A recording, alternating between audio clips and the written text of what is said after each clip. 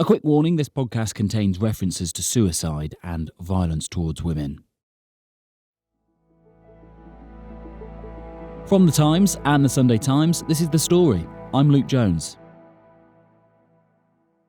When I walked into the Times' office in 1993, I saw clutter, paper everywhere. There were primitive word processors on each desk and old-fashioned telephones with cords attached to them. And if you talk about the actual newsroom, by which I mean the news reporters, they were largely middle-aged men. And being England, they were kind of wearing dandruffy suits.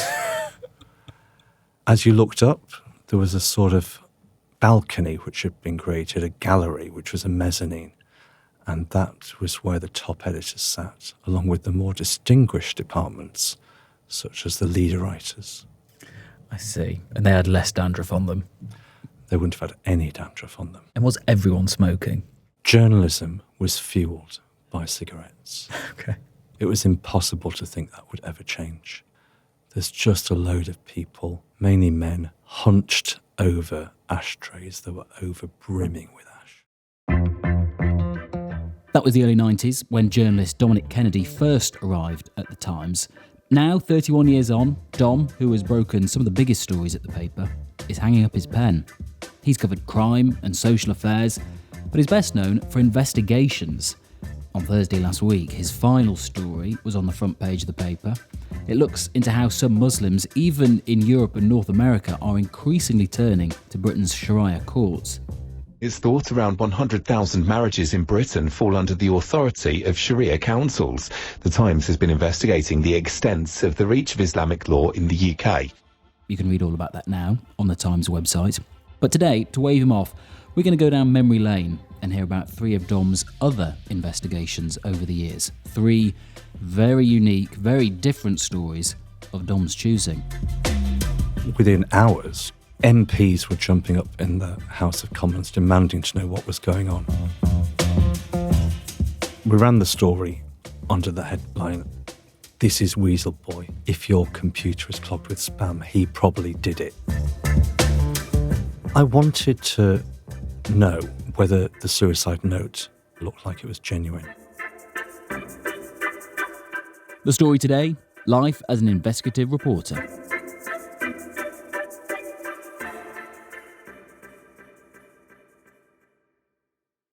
Right then, let's get started. Yeah. Can we have both your names, rank and station? So I'm Dominic Kennedy, and I'm investigations editor at The Times.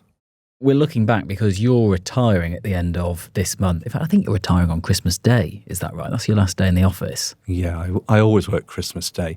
I don't have any children, and I realised long ago that my Christmases at home were paid for by the tears of my colleagues' children as they waved goodbye to their parents who were setting off for the office before the presents were even opened. Gosh, okay. I always volunteer for Christmas Day. When was your first day in journalism? Rewind all the way back for us. Where were you working? My first day in journalism, I started at the Pudsey Times, and that's based in the town of Pudsey, which is between Leeds and Bradford. What year is this? 1982. And I was a teenage apprentice. How did you get from there then to the Smoky Times newsroom of 1993? What was your route? Yeah, I worked in local newspapers for years, then came to London to try to break into the Nationals, and I worked at the Daily Mail for 4 years, and then got invited to join the Times. And, you know, you like to think that must have been quite a moment in a journalist career, getting a job at, you know, Her Majesty's paper of record. Did it feel like a moment?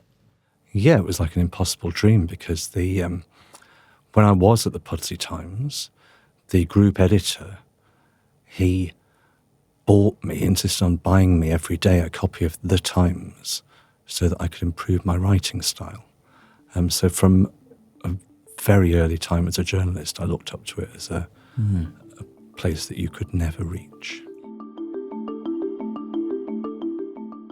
And yet you did, and I've had so many stories over the years that you've been here. We're going to go through 3 of them in particular in this podcast, starting with the story of Britain's Sheikh of race hate. This was 2002. It was a front page story in February that year on the Times. Where did this come from? This is in the immediate aftermath of the 9/11 attacks on America.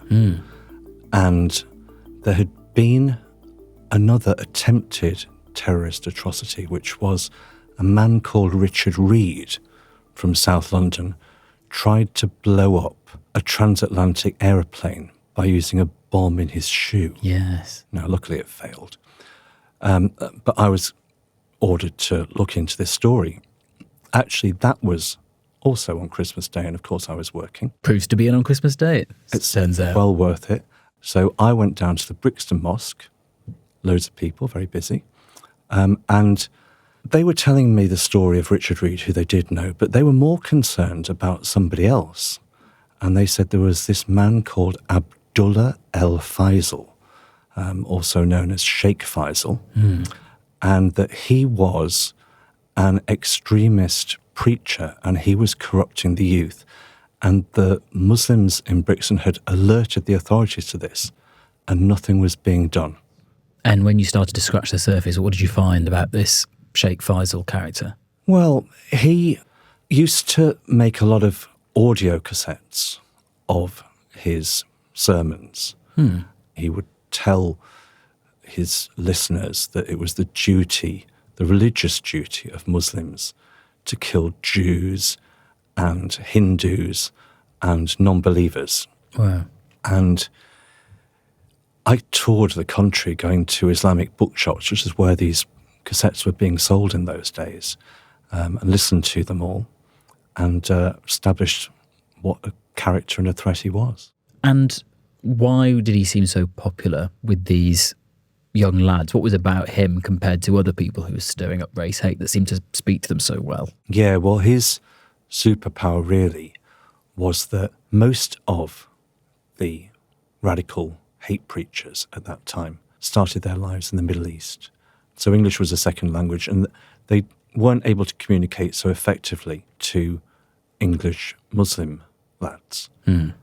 But although he gave himself this elaborate name of Abdullah El Faisal, and although he styled himself as Sheikh Faisal, really, he was a Jamaican called Trevor Forrest.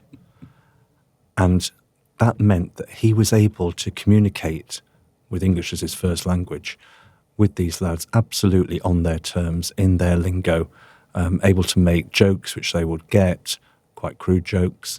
That definitely gave him a special power over young English Muslims at that time, which other preachers just didn't have. In time, myself and a photographer went along to East London, to a community centre, because we knew that he was holding one of his regular sessions there. And the people there who he was speaking to, this was so terrible about it. They were Muslim young lads who were kind of lost, very impressionable and open to exploitation from an extremist message, and that was what he was delivering to them. So certainly in that kind of age category and group in society of lost young Muslims, he did have a following.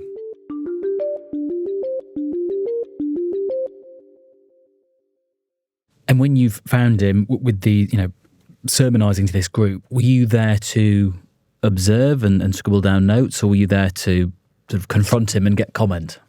Well, really it was to request an interview with him. Now, he did speak to me briefly, so I got a few details from him. When you were requesting an interview from him, I mean, on what terms were you doing that? Were you saying, we'd like to talk to you about your work and what you're up to? I mean, how do you even frame that conversation?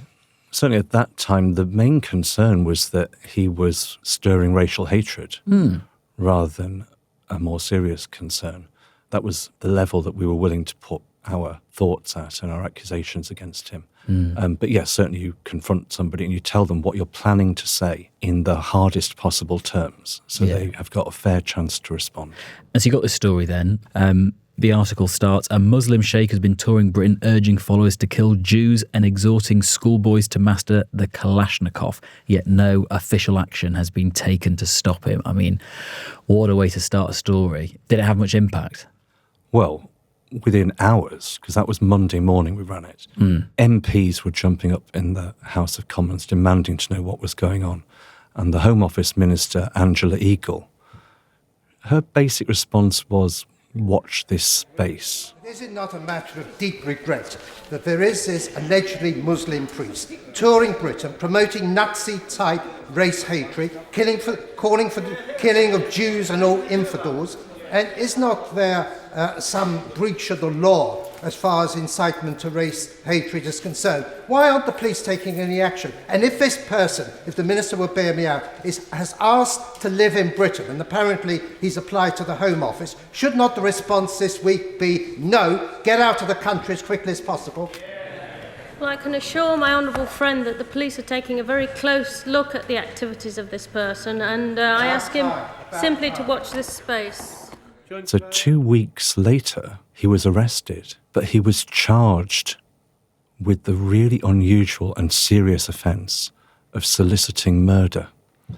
And that had not been used in such a case for 100 years. And so he was sentenced, I'm assuming he did, jail time. Well, he was convicted and he was given a 9-year jail sentence, and about halfway through that, we deported him back to Jamaica.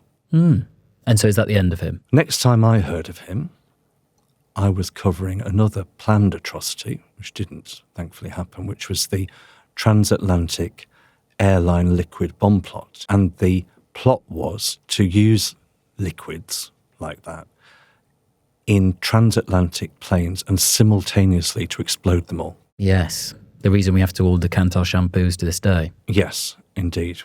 Part of the plot was hatched in High Wycombe, so I was sent to High Wycombe to find out what was going on. And my ears pricked up when I realised that people were talking about Sheikh Faisal's tapes being in circulation amongst people in High Wycombe. So it was still 3 years later after that fact, he was still having an impact. He was still, arguably radicalising people. Yeah, because he'd done the audio tapes, his effect was able to linger. Prosecutors would also say that he influenced one of the men who carried out the London bombings, which is the 2005 massacre on the transport system in England's capital. So, yes, he had a lasting effect. And amazingly, you not only, did reporting on him in Brixton and then High Wycombe, but Kenya later. Well, I didn't report on him in Kenya, but I was reading one day about how there were riots in Kenya. And it turned out Sheikh Faisal was there. And what happened was, Sheikh Faisal liked going to Africa to do his sermons. Ridiculously, when he was in Britain, the Home Office used to allow him not only to radicalise our youth, but also to go in and out of Africa from Britain so he could go and make sermons over there. Anyway, after being released from prison, he went to Africa again, and Kenya realised he was there, knew his reputation, locked him up to deport him. And his followers became upset, and there were riots between the police and the protesters, resulting in 5 deaths. And Kenya had to hire a private plane to throw him out of the country because no airliner would take him. And was that the end of him? No, because then the New York authorities were the next people to become fed up of Sheikh Faisal and his activities. He was in New York later? No, in fact, he never set foot in New York. But what they noticed was when they were interviewing terror suspects, they would keep hearing the name of Sheikh Faisal as an inspiration for their actions. So they decided we'd better take him down. So they got a detective to go undercover. She pretended that she wanted to join the jihad. And she told this to Sheikh Faisal remotely. And they gathered enough evidence so that last year he was convicted in New York of terrorism offences and jailed for another 18 years. And I would make the point, this all began on a Christmas day with some Muslims in Brixton who were expressing concern about a radical preacher corrupting the local youth and the authorities doing nothing about him. And so good for them.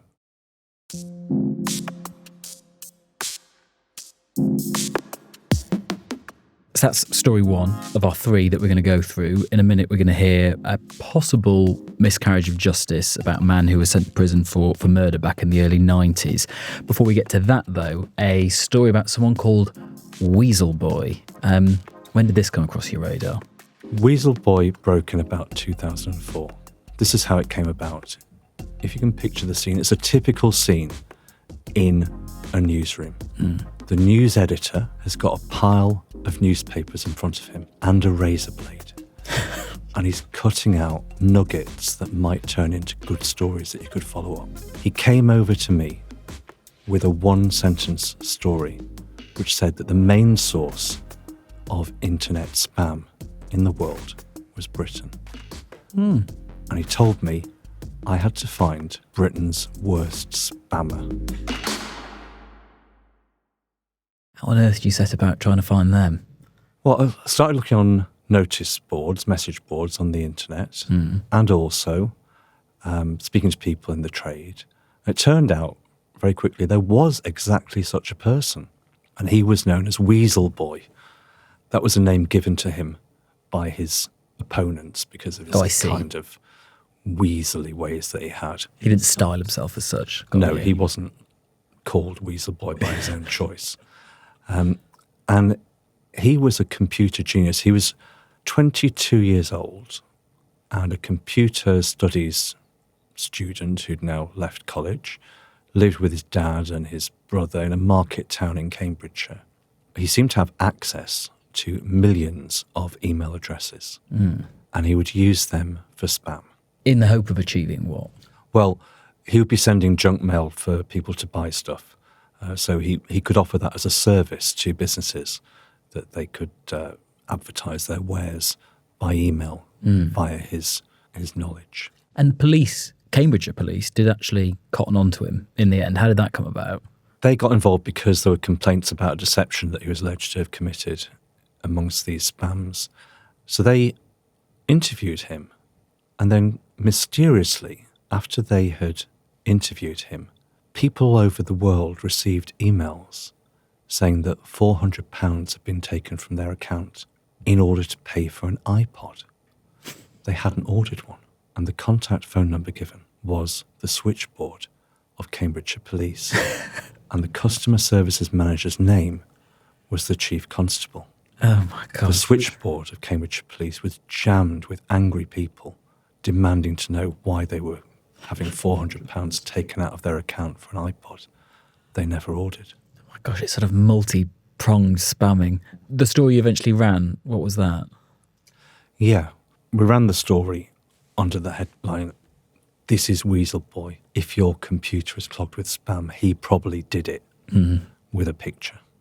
Of him? Of him. Wow. And what happened as a result of that? Well, there were 2,000 or so complaints to the Cambridgeshire Trading Standards about him in one way or another. And his behaviour became darker, and he would ring up the switchboard of Trading Standards and threaten to cut people's throats. He then threatened to use his army of 200,000 zombie computers to crash Britain's internet system. And he was arrested minutes before he was able to carry out his threat. Wow. And then when all of that went to trial, I mean, what more did we learn about him? Well, his character, and what on earth was this 22-year-old doing with all this cash he'd presumably earned from these scams? Yeah, well, it went to trial, and he was jailed for 6 years. The judge said that he was one of the most vindictive young men he'd ever met. He was jailed for blackmail, threatening to burn down the Cambridgeshire Trading Standards Department, threatening behaviour, those type of offences. And there was then an attempt by the authorities to get the money back. So he was ordered to pay back £500,000, which he had made from his scams, or face an extra 3 years in prison. And the result of that was that the police opened his Harrods safety deposit box. And inside, they found bricks. Not gold bricks. No. And a handwritten note from Weasel Boy mocking them for thinking that he'd have left the money in this country. And a £10 note, which he said he was giving them for their trouble. Good grief. So what happened to him in the end then? Well, he's gone all quiet, so we must hope that he's mended his ways. And why, of all the things, did you want to revisit that one? It's just such a great story, and it's very much a story of its time. iPods. Yeah, it was iPods, and also this was an era when it was the start of mass use of the internet, where lots and lots of people were using the internet. Spam filters were in their infancy, and you've got very little understanding by the public that when they receive a message on an email, it might actually be a scammer, which we all know now. So really, Weasel Boy rode the zeitgeist.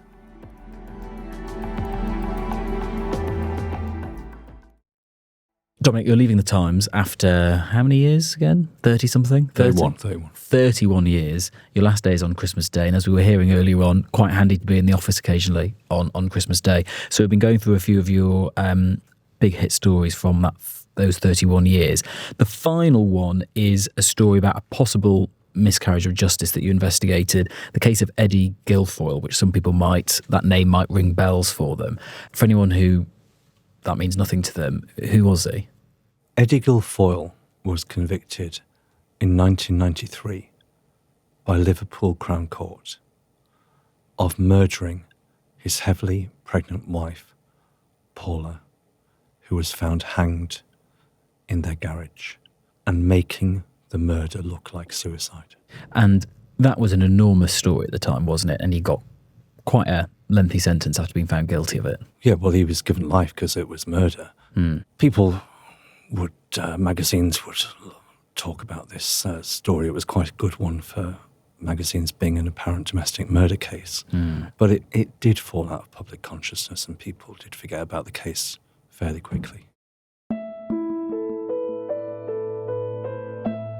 And one of the sort of interesting bits of that story was the fact that his late wife Paula had left this suicide note, and in the trial he'd been accused of faking it or forcing her to write that before he killed her.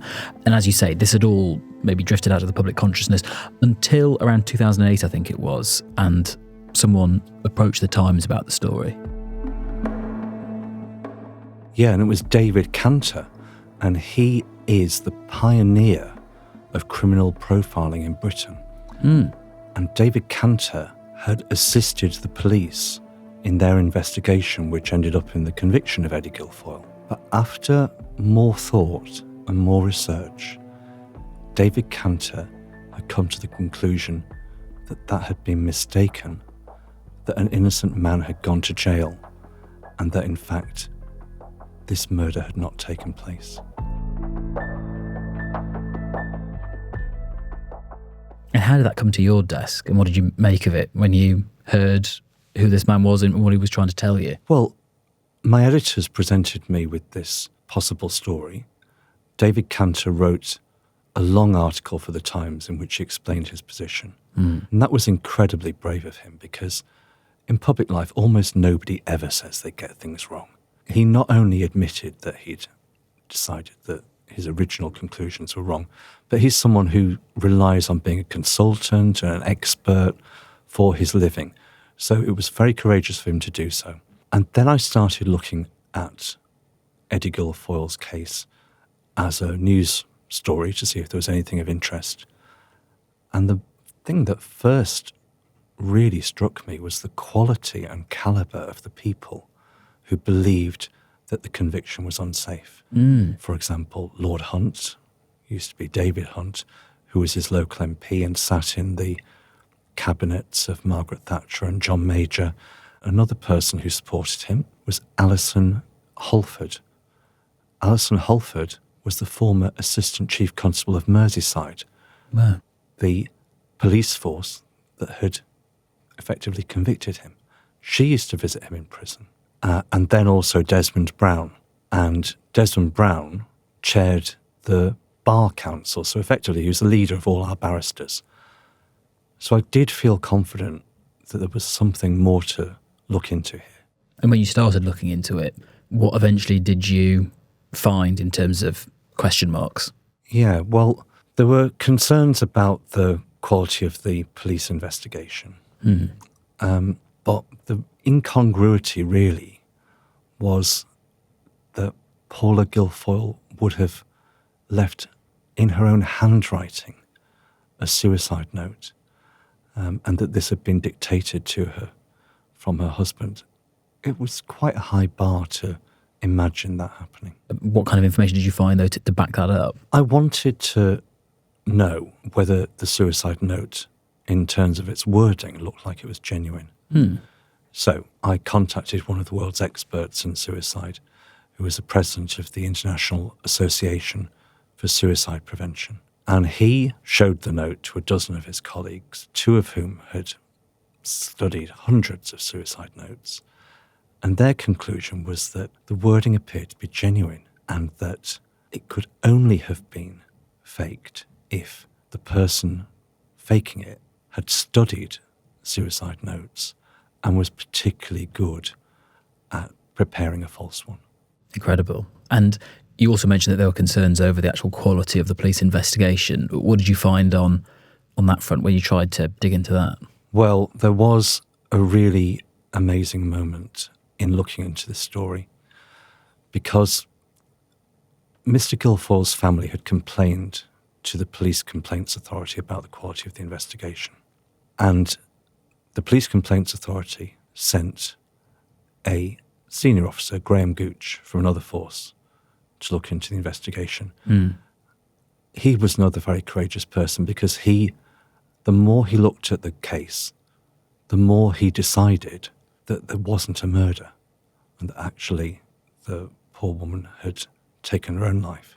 And he told the Police Complaints Authority this, and they alerted the Crown Prosecution Service that there were problems, potentially, with the safety of this conviction.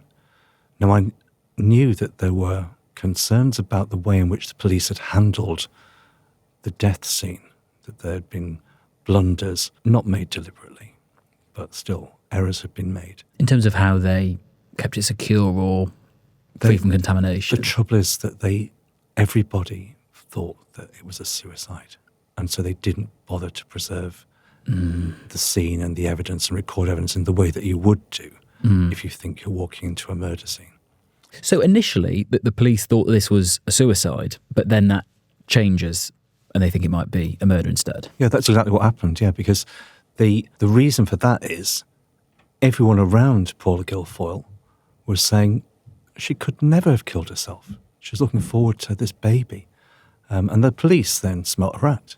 I knew there'd been an internal investigation by Merseyside Police looking into what had gone wrong. I asked Merseyside Police for the notes of that investigation, and they repeatedly told me the notes don't exist. There are no notes. And then somebody gave me a box. Somebody? Yeah, somebody, a source. We don't say as reporters who our sources are, but yeah, somebody who knew about the Gilfoyle case said, look, here's a box of documents and papers. You can work through them if you want to, see if there's anything that springs to mind. And as I was working through this box of papers, I discovered some pieces of paper which they were unmarked and I couldn't tell what they were. And the more I looked at them, the more I realised these were the notes of the Merseyside Police internal inquiry, which they said didn't exist. And the contents of those notes were quite important. They detailed exactly what had been the errors made at the death scene. And they also said, which had never been realised before, that the doctor who pronounced death had also given an estimate of the time of death. And that precise estimate that the doctor gave would have given Eddie Gilfoyle an alibi, because he was known to be in his hospital where he was working as an orderly at the time that the doctor first said Mrs. Gilfoyle had died.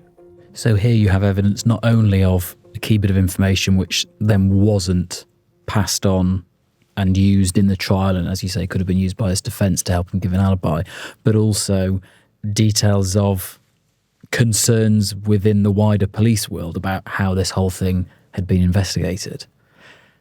You also looked, I guess, at a sort of broader point, which at that time, and that, as you say, this was the early 90s, there was a sort of prevailing thought that, well, you couldn't have a pregnant woman who would take her own life, and that's how it was characterised in court. But you actually dug into that presumption a bit further. What happened there is that it was received wisdom at the time of the trial in 1993 that pregnant women didn't kill themselves. And the idea was that pregnancy is actually a defence against suicide, and it's rare for a pregnant woman, more rare than for other women, to take their own lives, and that may well be true. However, there is another side to all of that. And what I discovered was that there had been a government-funded research report subsequent to the trial which showed that the main cause of maternal death in women was suicide, and that the main method used was hanging. So that put the case in a different light. In fact, I'd say that all of the other points about errors made at the death scene and the suicide letter and that type of thing, they're the edifice of this conviction. They all look unsafe. But the foundation of the conviction is that pregnant women don't take their own lives. That's the only reason why the police were looking into it, because they were told by her friends, her shocked friends, that she was bubbly and looking forward to having the baby and had everything to live for and so on. That is the foundation on which this case was built, and it looked more shaky. Even shakier when there were more revelations. You found a diary, is that right? What happened was that Eddie Gilfoyle's lawyer finally managed to get the police to hand over a diary which was kept by Mrs. Gilfoyle. The diary showed that Mrs. Gilfoyle had suffered a lot more distress in her life than anyone could have realised. It was a young diary. It was her young years. It showed in the diary that she'd tried to take her life before. And that an ex-boyfriend of hers who'd been convicted for killing a girl, when he was in prison serving life, she got him a wedding ring. So she'd had a really quite troubled and difficult life in some ways. And this was quite different from the picture given to the jury of a bubbly, happy woman. So this is the late 2000s, as you say. The first tip on the story you got was 2008, wasn't it? That's correct. So this was years and years after Eddie Gilfoyle's conviction. What happened to him? Now there's all of this extra information out there. Yeah, well, I spoke to Eddie Gilfoyle when he was in prison. He'd done 17 years by then. And I spoke to him by phone, and he said that he would never make a false confession to murder, and he'd rather die in prison. The parole board eventually did release him, and his case went to the Criminal Cases Review Commission, which looks into possible miscarriages of justice. And they spent 5 years looking at it, looked at thousands of pieces of paper, and they declined to send his case to the Court of Appeal. So he remains, although he's not in a prison anymore, he remains a convicted murderer. Looking back on this, I mean, this case has rumbled on for years and years. And it must have been covered differently throughout those years as well, as I guess society changes and some of those ways of looking at things change, particularly, how pregnant women, we think, might feel. Yes, that's right, because this story went on for so many years and I covered it on many occasions. So there would often be a completely new generation of Times executives hearing the story for the first time. And as we came to understand as a society much better about issues of mental health and pregnancy and the like, I would find particularly women executives coming up to me bewildered that the authorities could ever have found it unthinkable that a woman might have harmed herself or taken her life when she was pregnant. And that's one way, I guess, that things have changed in those years. Now you're coming to the end of your 31 years at the Times. What else has changed, do you think? Yeah, I think one thing that's quite striking is the type of stories that I'm going to be asked to cover.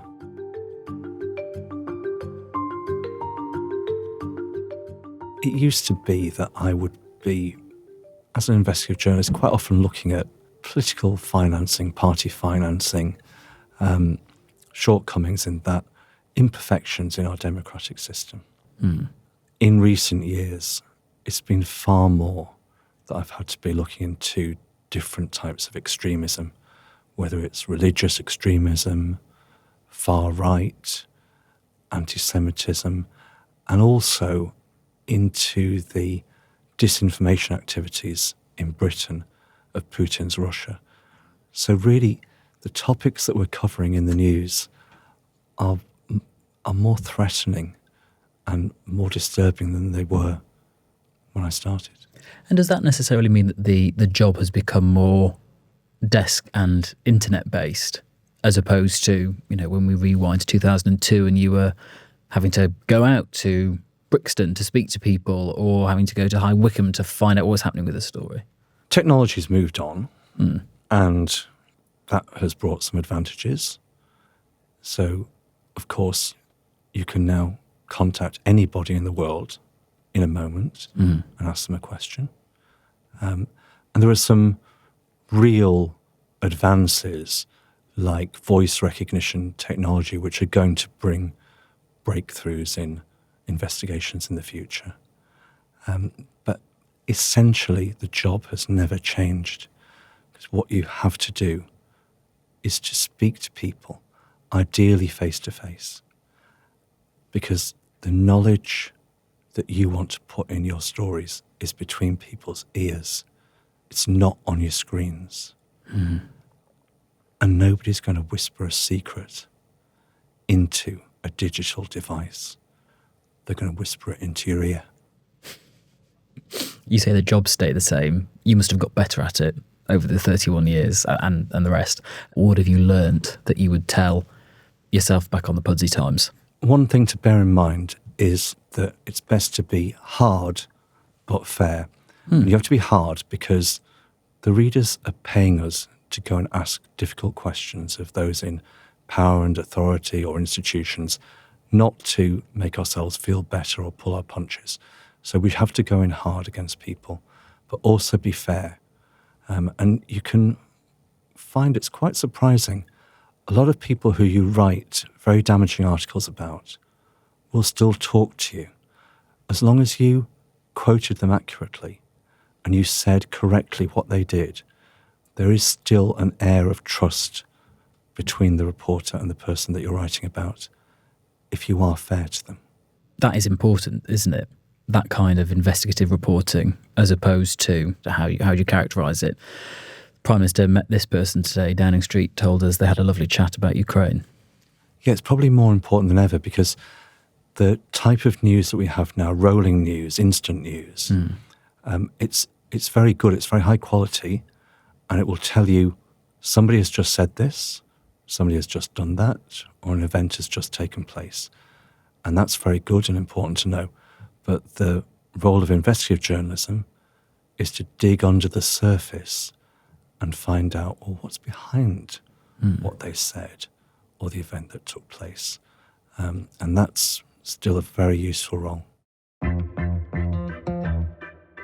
Are you worried about uncoupling from it? Is it going to be quite difficult to, well, like what your news editor did in that story earlier you were telling about seeing a single sentence in a paper and thinking, oh, let's follow up on who might be the biggest spammer? I mean, it's a sort of frame of mind. How do you get out of that day-to-day routine of thinking like that? I've been reporting since I was 19. I wanted to be reported since I was 14. Yes, and I have done 42 years. So it's the only thing in my head. And my friends accuse me of interviewing them all the time and using interview techniques, which I know that I do, and that won't change. So you're saying you'll just continue to be nosy, but in a different way? I'll continue to put them under close scrutiny. Thank you very much. You're welcome. Pleasure.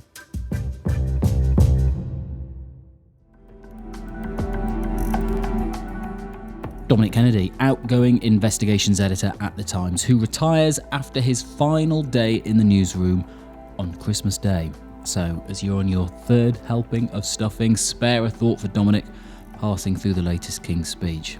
Some of the stories we covered might be issues that have affected you or someone you know. If that's the case, we've put links in the description of this episode for the Samaritans and other helplines that might be of use. We've also put a link to Dom's final story here at The Times on Sharia courts in the UK that I mentioned at the beginning of the podcast. That is it from us today. The producer was Will Rowe, the executive producer is Kate Ford, sound design was by David Crackles, and theme music was by Mal Assetto. I'm Luke Jones. See you soon.